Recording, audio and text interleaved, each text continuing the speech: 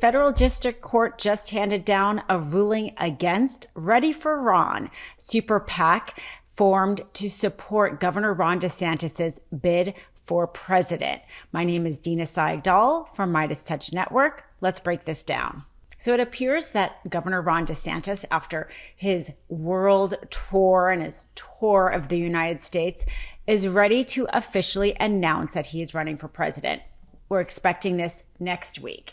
So in anticipation of this, his super PAC has spent $1 million collecting 200,000 signatures, not just signatures, but email addresses, names, basically contact information on what they are saying is a petition. And the petition is urging Governor Ron DeSantis to run for president.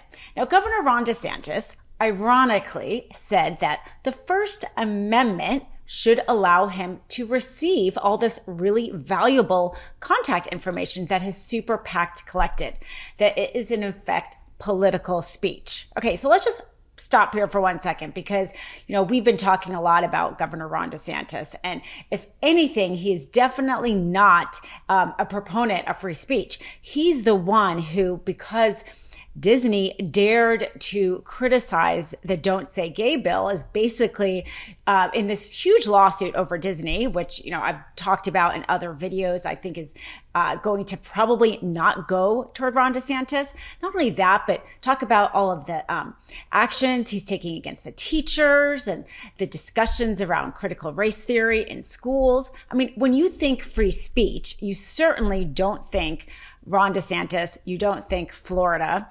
But Ron DeSantis decides, maybe the free speech has value and he wants to try to use it as an argument for why he should collect this information. But the court great, the court systems are still working. This is kind of like a very nice, shouldn't be a surprise, but it's a very nice validation that the courts are still a good check on our system, because the court says, no, this isn't a matter of free speech, that this information that you've collected is very valuable. And it was collected with both hard money and soft money, because that's what a super PAC is allowed to do. But a political candidate isn't allowed to collect both hard money and soft money.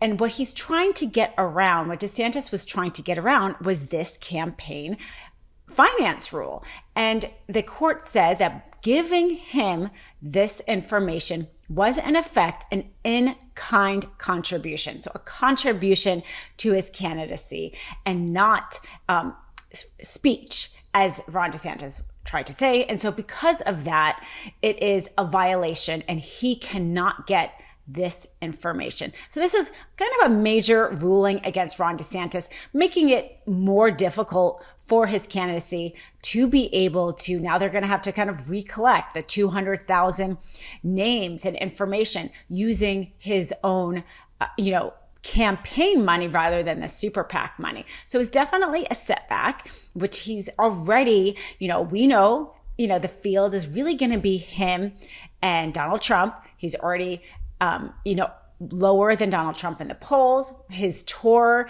in Iowa and around the world really haven't been great. His slogan is "Make America Florida."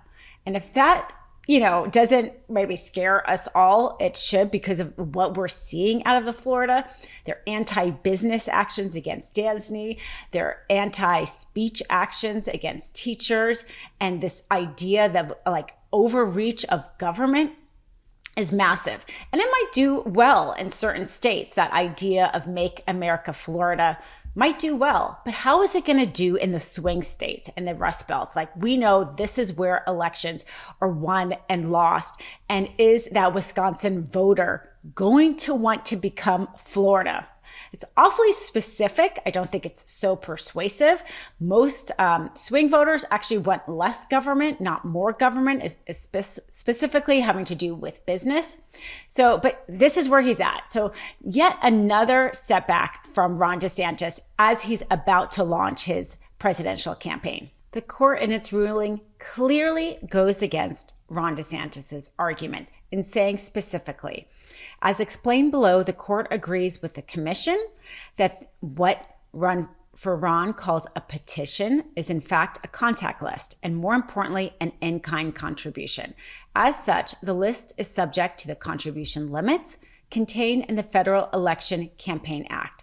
And it is now well-trod ground that those limits satisfy constitutional dictates. Finally, although the commission did not entirely resolve the question, the court concludes that it makes no difference whether Governor Ron DeSantis has declared his candidacy, whether he has invoked the regulatory exception for testing the waters, or whether he has done neither at the point at which he accepts Run for Ron's contact list. So clearly ruling against Ron DeSantis, he will not be able to get this contact list because it is not speech, but an in-kind contribution, which has value and a lot of value.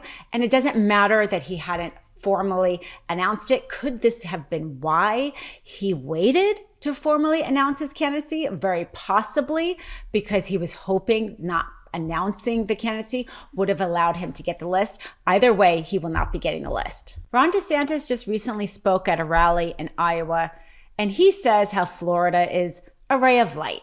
Okay, let's listen to what he has to say.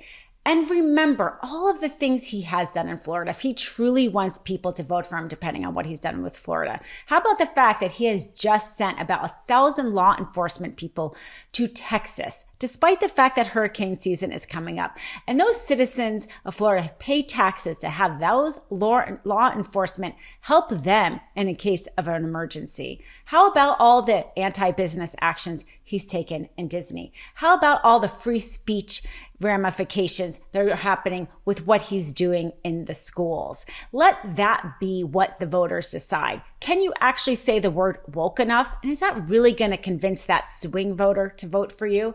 But let's hear what he has to say. And remember that at least in this moment, the court has decided that he can't take all those contact information lists that would have saved him a lot of money. Hey Meidas Mighty, love this report? Continue the conversation by following us on Instagram @MeidasTouch to keep up with the most important news of the day. What are you waiting for? Follow us now.